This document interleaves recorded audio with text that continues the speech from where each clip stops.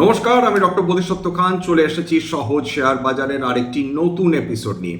প্রিয় বন্ধুরা, আশা করি সবাই ভালো আছেন এবং সুস্থ আছেন। অবশেষে অপেক্ষা করতে করতে বাজার যেটা একেবারে ক্লান্ত হয়ে গিয়েছিল, আজকের একেবারে ফুঁসে উঠল বলা চলে। আজকে নিফটি 390 পয়েন্ট উত্থান এবং খুব সহজেই 24,500 যে রেজিস্ট্যান্স ছিল সেটাকে খুব সহজে ভেঙে ওপরে উঠে এলো। আজকে যদি ফিবোনাচি দেখেন, সেখানে রেজিস্ট্যান্স ছিল 24,500, অর্থাৎ বিগতকালের ক্লোজিংয়ের উপর বেস করে এই রেজিস্ট্যান্সের কথাটা বলছি। অর্থাৎ 24,450, 24,420, 24,500 খুব সহজেই ভেঙে ওপরে উঠলো এবং শেষ পর্যন্ত নিফটি বন্ধ হয়েছে 24,774 পয়েন্টের কাছে, 1.6% উত্থান। সেন্সেক্স যদি দেখেন, সেটাও খুব ভালো উত্থান দেখেছে, 544 পয়েন্ট উত্থান এসেছে, আজকে 78,639 ক্লোজিং দিয়েছে। নিফটি ব্যাংক 107.2% উত্থান, নিফটি আইটি 3.28% উত্থান, বিএসসি ক্যাপিটাল গুডস এবং বিএসসি কনজিউমার ডিউরেবলস অবশ্য আজকে ভীষণ ফ্ল্যাট ছিল, ওই 0.16 থেকে 0.48% মধ্যেই ট্রেড করেছে। ফাস্ট মুভিং কনজিউমার গুডস 1.1% উত্থান। হেলথ কেয়ার আজকের পারফর্ম করতে পারেনি, যদিও খুব ইন্টারেস্টিংলি বহু হেলথ কেয়ার এবং ফার্মা স্টকস আজকেরও 52 সপ্তাহের নতুন উচ্চতা ছুঁয়ে গিয়েছে। Metals 1.11%, Nifty mid cap 1.21%, Nifty small cap 100, এগুলো নিফটি মিড ক্যাপ 100-এর কথা বললাম, Nifty small cap 100 1.29%, Nifty PSU bank 1.43%, Nifty realty 1.29% আজকে উত্থান দেখেছে। Capital market, Nifty capital market, সেটা যদিও ভালো পারফরমেন্স করতে পারেনি এবং ইন্ডিয়ান এনার্জি এক্সচেঞ্জ সেটা প্রায় 4%-এর কাছাকাছি পতন দেখেছিল, ফলে নিফটি ক্যাপিটাল মার্কেট আজকে 0.8% পতন দেখেছে। Nifty Indian defence 1.15%, Nifty micro cap 250, অর্থাৎ অতি ক্ষুদ্র কোম্পানি 250টি, সেটা 1.34% উত্থান। একটা জিনিস খেয়াল করে দেখুন, যে আজকে নিফটির যে উত্থান এসেছে সেটা মিড ক্যাপকে বিট করেছে, স্মল ক্যাপকে বিট করেছে, মাইক্রো ক্যাপকে বিট করেছে, ডিফেন্সকে বিট করেছে, রিয়েলটিকে বিট করেছে, একমাত্র নিফটি ব্যাংক সেটা নিফটি 50-কে বিট করতে সক্ষম হয়েছে। এছাড়া যদি মেটালসের কথা বলেন, সেখানেও নিফটি সহজে মেটালসকে হারিয়ে দিয়েছে। ক্যাপিটাল গুডস, কনজিউমার ডিউরেবলস তো বললামই। নিফটি অটো সেটাও 1.48% উত্থান দেখেছিল, তাকেও আজকে নিফটি খুব স্বচ্ছন্দে হারিয়ে দিয়েছে। এইবার প্রশ্নটি হলো, তাহলে এই যে নিফটি আজকে প্রায় 24,750-এর কাছে ক্লোজিং দিল, অর্থাৎ খুব সহজেই 24,500-র উপর ক্লোজিং দিল, এটা ধরে রাখতে পারবে কি? এবং বাজার আজকে যে স্বতঃস্ফূর্ত উত্থান দেখলো এবং লাস্ট আওয়ারে পার্টিকুলারলি যেভাবে র্যালি করলো মার্কেট, সেটা প্রশংসার দাবি রাখে নিশ্চয়। এবং এর সঙ্গে কি কি ফ্যাক্টরস জড়িত রয়েছে? খুব স্বাভাবিকভাবে ক্রুড অয়েলের দাম সরাসরি রেসপন্সিবল আজকের বাজারে এই উত্থানের পেছনে। ক্রুড অয়েলের দাম আজকের 6.5%-এর কাছাকাছি পতন, লাস্ট ট্রেড করছিল $80 নিচে, $79.2 প্রতি ব্যারেল। ব্রেন্ট ক্রুড $83 কাছাকাছি নেমে এসেছে, 5.45% পতন। সকালে যখন অলরেডি ক্রুড অয়েল এবং ব্রেন্ট ক্রুড প্রায় 4.5%-এর পতন দেখে ফেলেছিল ভোরের দিকে, তখনই একটা আন্দাজ করা গিয়েছিল যে মার্কেটে আজকে একটা র্যালি হওয়ার সম্ভাবনা ডেফিনেটলি রয়েছে।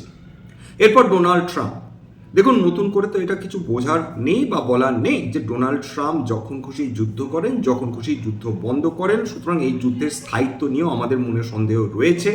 ইরানকে তিনি আক্রমণ করবেন না বলে তিনি ঘোষণা করে দিয়েছেন, ইরানের ওপর তিনি কোনো ধরনের মিসাইলস বা এয়ারফোর্সের দ্বারা তিনি আক্রমণ করবেন না, এবং তিনি নাকি ইরানের সঙ্গে শান্তি চুক্তির জন্য বসতে চলেছেন। ভালো কথা, কতদিন স্থায়ী থাকে সেটা এখন আমাদের খেয়াল করে দেখতে হবে। এর মাঝখানে আরেকটি ফ্যাক্টর ভীষণ গুরুত্বপূর্ণ, সেটা আমাদের মাথায় রাখতে হবে, সেটা কিন্তু ভারতবর্ষের রিজার্ভ ব্যাঙ্ক অফ ইন্ডিয়ার এই 3রা অগস্ট থেকে অগস্টের 5 তারিখ অবধি মনিটারি পলিসি কমিটির মিটিং হবে।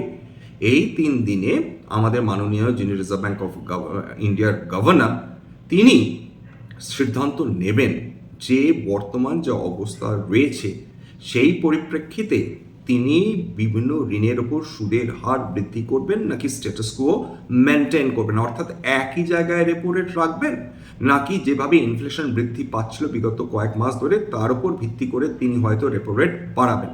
যাক, আপাতত যেভাবে আজকে ক্রুড অয়েলের দামে ধস নামলো তাতে হয়তোবা আমরা এখনো শিওর নেই, হয়তোবা রিজার্ভ ব্যাঙ্ক অফ ইন্ডিয়া তারা খুব বেশি বেশি আক্রমণাত্মক হয়ে হয়তোবা তারা রেপো রেট বাড়াবার সিদ্ধান্ত নাও নিতে পারেন, কিন্তু এটা ইফস অ্যান্ড বার্সের মধ্যে দিয়ে যাচ্ছি না। আপাতত যা অবস্থা সেটা ভারতবর্ষের শেয়ার বাজারের জন্য ডেফিনেটলি ফেভারেবল, এইটুকুনি অন্তত বলা চলে। এইবার চলে আসছে কিছু স্টকস যারা আজকে 52 সপ্তাহে নতুন উচ্চতা ছুঁয়েছে। এর মধ্যে রয়েছে Balrampur Chini, Redington, Divi's labs, Grasim, 197 Paytm, Ramkrishna forge, Minda corp. খেয়াল করে দেখুন যে এই যে লিস্টটা বলছি এর মধ্যে বহু কোম্পানি তারা অটো অ্যান্সিলিয়ারিজ এবং বহু কোম্পানি তারা হেলথ কেয়ার বা ফার্মার সঙ্গে যুক্ত। Federal Bank, Bajaj auto, Global Health, Titan company, এছাড়া Chola investments all time high, Sona BLW, Pidilite industries, TVS motors, Sai life sciences, Bajaj finance. খুব ভালো পারফরমেন্স করেছিল বাজাজ ফিনান্স, স্বাভাবিকভাবে এটা আজকে অল টাইম হাই ছুঁয়েছে, সর্বকালীন উচ্চতা ছুঁয়ে গিয়েছে। এছাড়া doctor Lal path lab, Laurus labs, Torrent pharma, Apollo hospitals এরাও কিন্তু 52 সপ্তাহে নতুন উচ্চতা ছুঁয়েছে। আজকের ডলার টাকার তুলনায় দুর্বল হয়েছে স্বাভাবিকভাবে। বিগত 4 দিন ধরে যেভাবে লাগাতার ফরেন ইনস্টিটিউশনাল ইনভেস্টার্সরা ভারতীয় বাজারে ফিরে আসছিলেন সেটা একটা ডেফিনেটলি শুভ সংকেত ভারতীয় শেয়ার বাজারের জন্য। আজকের প্রতি ইউনাইটেড স্টেটস ডলার ট্রেড করেছে 95 টাকা 32 পয়সা। ডলার ইন্ডেক্সের উপর নজর রাখুন। ডলার ইন্ডেক্স হঠাৎ করে দারুণ দুর্বলতা দেখাতে শুরু করেছে, যেটা মাত্র কয়েকদিন আগে 101.47 ট্রেড করছিল সেটা হঠাৎই করে 100 নিচে নেমে এসেছে, এখন লাস্ট ট্রেড করছিল 99.8, অর্থাৎ ডলার ইন্ডেক্স দুর্বল হয়ে চলেছে।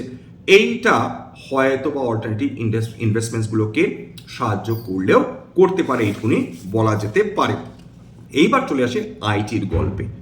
দেখুন নিফটি আইটি সেটা দারুণভাবে ফিরে এসেছে, অন্তত বলা যায় এইভাবেও ফিরে আসা যায়, সেটা নিফটি আইটি করে দেখিয়েছে। নিফটি আইটি 15.58% উত্থান দেখিয়েছে বিগত এক মাসে এবং বিগত এক সপ্তাহে প্রায় 8.5% উত্থান দেখিয়েছে। অর্থাৎ গোটা বছরটা 2026 অব্দি এখনো অব্দি কিন্তু নিফটি আইটি যদিও বা নেগেটিভ রিটার্ন দেখাচ্ছে, অর্থাৎ 16.28% পতন, কিন্তু একটা পিরিয়ড অফ টাইম ছিল যেখানে নিফটি আইটি 32% বেশি পতন দেখে ফেলেছিল, সে তার 50% প্রায় রিকভার করে ফেলেছে, যেটাও কিন্তু খুব শুভ সংকেত। খুব স্বাভাবিকভাবে যদি আর্টিফিশিয়াল ইন্টেলিজেন্স কোম্পানিগুলো এশীয় বাজারগুলোকে নিচে নামাতে সাহায্য করে, এশীয় বাজারগুলোকে পতনমুখী করে তোলে, তাহলে যারা এই আর্টিফিশিয়াল ইন্টেলিজেন্সের ভয়ে এতখানি পতন দেখেছিল অর্থাৎ আইটি কোম্পানিগুলো, তাদের ফিরে আসাটাই স্বাভাবিক। এবং আইটি কোম্পানিগুলোতে বিগত এক মাস ধরে যে র্যালি দেখছি তার সঙ্গে এশিয়ান বাজারগুলো ট্যালি করে দেখুন, সেখানে দেখবেন যে এশীয় বাজারগুলো বিগতকাল কসপি 15% উত্থান সত্ত্বেও সেইগুলো কিন্তু প্রায় 15% পতন নিয়েও এখন চলছে। অর্থাৎ একদিকে নিফটি আইটি বিগত এক মাসে প্রায় 15% বেশি উত্থান, অন্যদিকে এশীয় বাজারগুলো 15% কাছাকাছি পতন। খুব ইন্টারেস্টিং।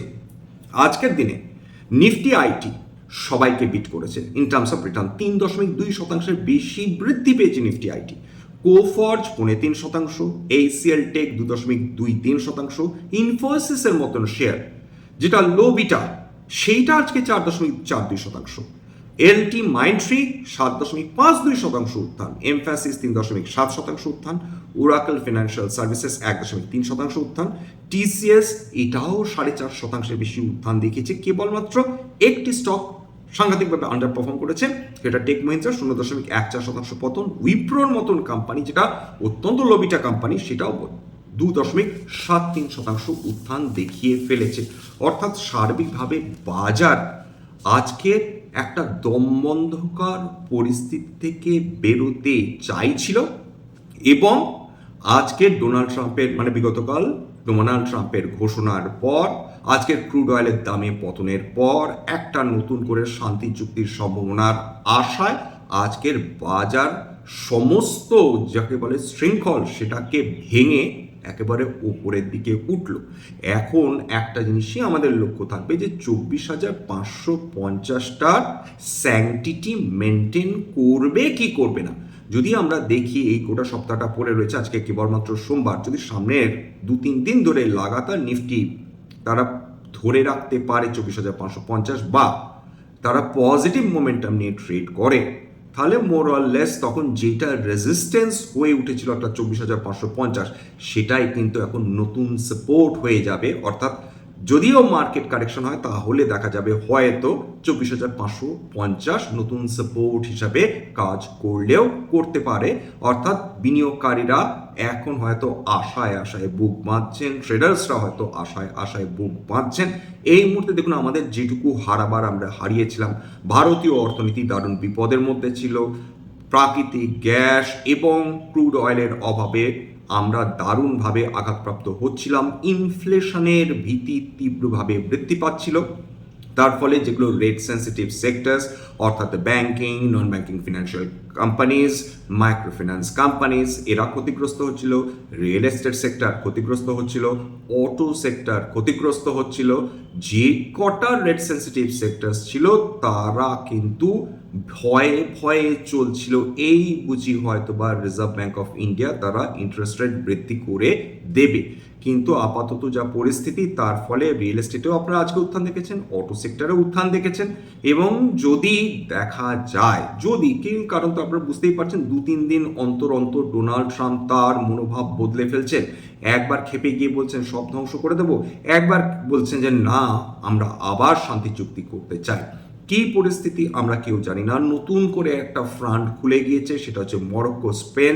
মরক্কো থেকে 40,000-এর বেশি মানুষ তারা সিউটা অর্থাৎ স্পেন, মরক্কোর যে অংশ এর আগে দখল করে রেখেছিল অর্থাৎ আফ্রিকার মূল ভূখণ্ডে, সেই অংশতে ঢুকে পড়েছে। সেইটা নিয়ে আবার জটিলতর পরিস্থিতির সৃষ্টি হয়েছে এবং ইটালি এবং বিভিন্ন ইউরোপীয় দেশ তারা স্পেনের বিরুদ্ধে খেপে গিয়ে তারা বলছে যে স্পেন থেকে আগত কোনো ধরনের শরণার্থীকে আমরা জায়গা করতে দেব না, নিজেদের দেশে জায়গা দেব না। অর্থাৎ নতুন একটা সংকটের আশঙ্কা কিন্তু বাজার করছে। তবে সেটা সরাসরি তেলের যে ক্রাইসিস বা প্রাকৃতিক গ্যাসের যে ক্রাইসিস বা হরমুজের যে ক্রাইসিস তার সমতুল্য ডেফিনেটলি নয়, কিন্তু এই ধরনের অশান্তি ডেফিনেটলি কাম্য নয়। এই ধরনের অশান্তি কিন্তু যে কোনো বিশ্ববাজারকে ডিস্টেবিলাইজ করতে পারে। বর্তমানে যদিও এখন একটা স্বস্তির একটা পরিবেশ বা পরিস্থিতি তৈরি হয়েছে, তবুও বলা যায় যে অধিকন্তু না দোষায় একটু অধিক সতর্কতা অবলম্বন করলে কোনো ক্ষতি নেই। আপাতত এইটুকুনি ভারতীয় শেয়ার বাজারের জন্যে। বহু মাস পর এই রেজিস্ট্যান্সটা কাটিয়ে নিফটি ওপরে উঠতে সক্ষম হলো। এখন আমাদের অপেক্ষা করতে হবে, এখন ফার্দার যদি ক্রুড অয়েলের দাম আরও কমে তাহলে ইনফ্লেশনের সম্ভাবনা আরও কমবে। খুব স্বাভাবিকভাবে সেগুলো রেট সেন্সিটিভ সেক্টরগুলোর ওপর কিন্তু বারবার ফোকাস করতে হবে, যেটা বলছি। কারণ ইনফ্লেশন যখনই কমার সংকেত দেয়, যখনই ক্রুড অয়েলের দাম ক্র্যাশ করে, তখন কিন্তু রেট সেন্সিটিভ সেক্টরসগুলোই তারা সবার আগে র্যালি করতে শুরু করে, এটুকুনি বলা যেতে পারে। যদিও খেয়াল করে দেখুন আজকের ক্রুড অয়েলের দামে পতনের পর যেগুলো আপস্ট্রিম কোম্পানিজ অর্থাৎ যারা সরাসরি ক্রুড অয়েল কিনে বিক্রি করে বা নিজস্ব তেল ভান্ডার রয়েছে বা প্রাকৃতিক গ্যাস ভান্ডার রয়েছে, তারা তাদের স্টকসগুলো কিন্তু আন্ডার পারফর্ম করেছে, সেটাই স্বাভাবিক। এই ক্ষেত্রে ডাউনস্ট্রিম কোম্পানিজগুলো বেটার পারফরমেন্স করবে, কারণ ক্রুড অয়েলের দাম কমে গেলে তাদের অপারেটিং প্রফিট মার্জিন বাড়ার সম্ভাবনা থাকে বা তাদের প্রফিটেবল হয়ে ওঠার সম্ভাবনাও থাকে। সেক্ষেত্রে ডাউনস্ট্রিম কোম্পানিজগুলো যদি তেলের দাম কমতে শুরু করে তাহলে ডাউনস্ট্রিম কোম্পানিজগুলো বেটার পারফর্ম করবে। আর যদি ক্রুড অয়েলের দাম ঊর্ধ্বমুখী হতে থাকে সেক্ষেত্রে আপস্ট্রিম কোম্পানিজগুলো বেটার পারফরমেন্স দেখবার সম্ভাবনাটা তৈরি হয়। যাই হোক, আজকে শেষ করছি। স্ট্যান্ডার্ড ডিসক্লোজার যে কোম্পানিজগুলো নিয়ে আলোচনা করলাম, হতে পারে তার মধ্যে কয়েকটা কোম্পানিতে আমার বা আমার পরিবারের বিনিয়োগ থাকলেও থাকতে পারে। ভবিষ্যতে যদি নতুন করে কিনি বা বিনিয়োগ করি, আগাম বিজ্ঞপ্তি দিয়ে কিনতে বা বিক্রি করতে পারবো না। স্ট্যান্ডার্ড ডিসক্লেমার, এটা কেবলমাত্র একটা এডুকেশনাল চ্যানেল। বাঙালি বিনিয়োগকারীদের ইনভেস্ট অ্যাওয়ারনেস বৃদ্ধির জন্য এখানে কোনো ধরনের কোনো শেয়ারে buy sell recommendation, suggestion, advice এমনকি ইনফ্লুয়েন্স করার প্রচেষ্টা নেই। আমার কথা শুনে যদি কোনো শেয়ার বা কোনো অ্যাসেটে বাই সেল সিদ্ধান্ত নেন, ক্ষতির মুখোমুখি হতে পারেন। সুতরাং সবসময় একজন সেবি সেবি রেজিস্টার্ড ইনভেস্টমেন্ট অ্যাডভাইসারের পরামর্শ নেওয়ার চেষ্টা করবেন বা নিজে নিজের ডিউ ডিলিজেন্স করবেন, সেক্ষেত্রে আপনারা উপকৃত হলেও হতে পারেন। সবশেষে যেটা বলি, যদি এই ধরনের এপিসোড আপনাদের ভালো লাগে প্লিজ একটা লাইক দেবেন, প্লিজ সাবস্ক্রাইব করবেন, এবং যদি সত্যি মনে হয় আমার বাঙালি ভাই বোনদের জীবনে একটুখানি ভ্যালু অ্যাড করতে পেরেছি, প্লিজ নিজের নিজের গ্রুপে শেয়ার করে দেওয়ার চেষ্টা করবেন। আজকের জন্য নমস্কার।